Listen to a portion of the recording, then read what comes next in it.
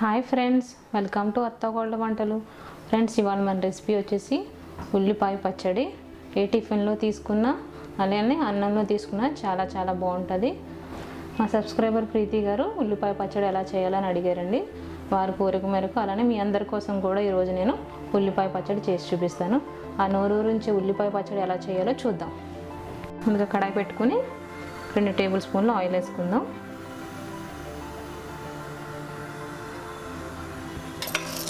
అలానే శనగపప్పు, మినప్పప్పు,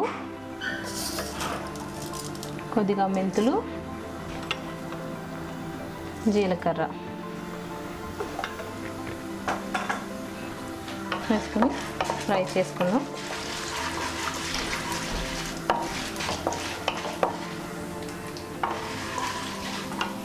అలానే కొద్దిగా పల్లీలు వల్ల ఉల్లిపాయ పచ్చడి చాలా టేస్ట్గా ఉంటుంది.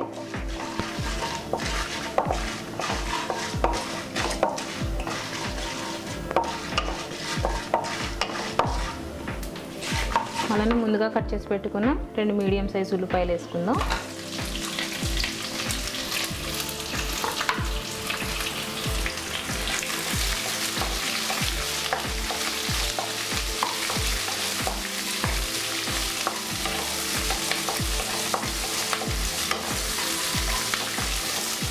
అలానే 15 ఎండుమిరపకాయలు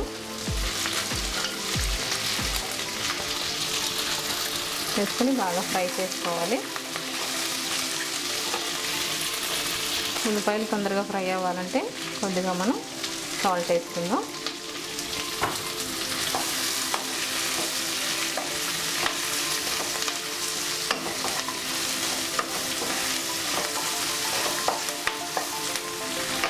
మనం మీడియం ఫ్లేమ్ మీద పెట్టుకుని ఫ్రై చేసుకోవాలి. అలానే 10 వెల్లుల్లిపాయ రబ్బలు, నిమ్మకాయ సైజులో చింతపండు వేసుకొని ఫ్రై చేసుకోవాలి.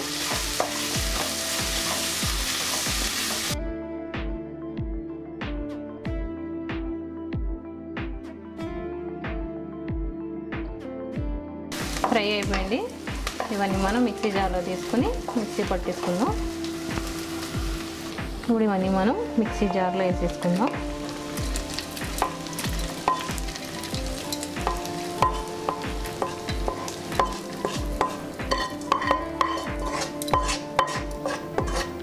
ఒక 5 మినిట్స్ మనం చల్లారిన తర్వాత మిక్సీ పట్టుకుందాం. మిక్సీ పట్టుకున్నప్పుడు డ్రైగా అనిపిస్తే కొంచెం వాటర్ యాడ్ చేసుకుని ఇలా పేస్ట్ కింద కొంచెం చేసుకోవచ్చు. ఇప్పుడు ఒక కడాయి పెట్టుకొని మనం తాలింపు వేసుకుందాం. అదే కడాయిలో 1 స్పూన్ ఆయిల్ వేసుకుందాం. కొద్దిగా జీలకర్ర, ఆవాలు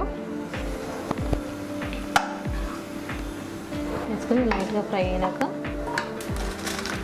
ఎండుమిరపకాయలు, కరివేపాకు వేసుకుందాం.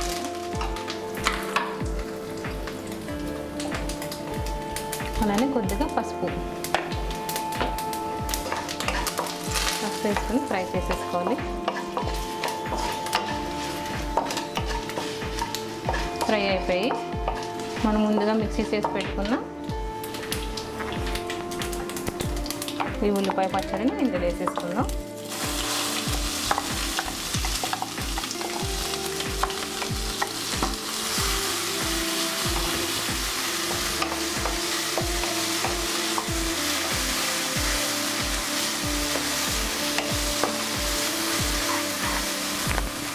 ముందు ఉల్లిపాయలు ఎగడానికి కొద్దిగా సాల్ట్ వేసాను కదండి, ఇప్పుడు కూడా కొద్దిగా సాల్ట్ వేసుకుందాం.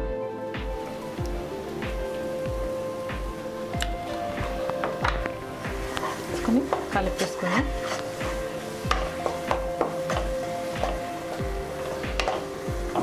ఆయిల్ కొంచెం పైకి తేలేంత వరకు మనం దీన్ని కలుపుకుందాం. ఉల్లిపాయ పచ్చడి రెడీ అయిపోయిందండి. ఇప్పుడు మనం సర్వింగ్ బౌల్లో తీసేసుకుందాం. నోరూరించి ఉల్లిపాయ పచ్చడి రెడీ అయిపోయిందండి. ఒకసారి మీరు కూడా ట్రై చేయండి. ఎలా వచ్చిందో కామెంట్ రూపంలో తెలపండి. మీకు నచ్చిందా? నచ్చితే లైక్ చేయండి, మీ ఫ్రెండ్స్కి షేర్ చేయండి. మళ్ళీ కలుద్దాం సరికొత్త వంటలతో. మీ అత్తాకోడలు.